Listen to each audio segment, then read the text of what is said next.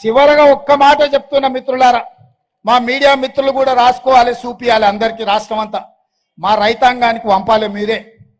నేను యాదగిరిగుట్ట లక్ష్మీ నరసింహస్వామి ఆనగా మాటిస్తున్నా, 15 ఆగస్టు లోపల రైతులకు 2 లక్షల రూపాయలు రుణమాఫీ చేస్తా.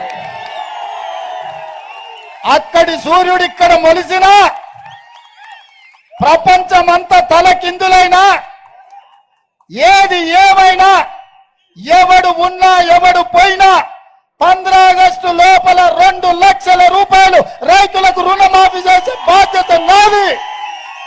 యాదగిరిగుట్ట లక్ష్మీ నరసింహ సాక్షిగా తెలంగాణ రైతాంగానికి మాట ఇస్తున్నా, మీకు తప్పకుండా ఈ పని చేసి పెట్టే బాధ్యత నాది. వచ్చేసారి పండించే ఒడ్లు కూడా 500 రూపాయల బోనస్ ఇచ్చి కొనుగోలు చేసే బాధ్యత నాది. అందుకే మిత్రులారా, ఇన్ని మంచి పనులు చేయాలంటే భువనగిరిలో 3 లక్షలతో కాంగ్రెస్ గెలవాలి. గెలిపిస్తారు కదా, గెలిపిస్తారు కదా. సిద్ధమేనా? సిద్ధమేనా? సిద్ధమేనా? సిద్ధమేనా? సిద్ధమేనా? మా గౌడన్నలు చెప్పాలి, సిద్ధమేనా?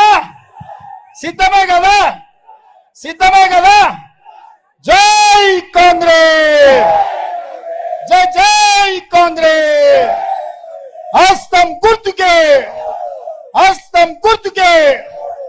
ధన్యవాదాలు సోదరులారా, దూరం నుంచి వచ్చారు. ఈ ఉత్సాహంలో ఎక్కువ స్పీడ్గా ఓకర్రి, జాగ్రత్తగా ఓన్రి.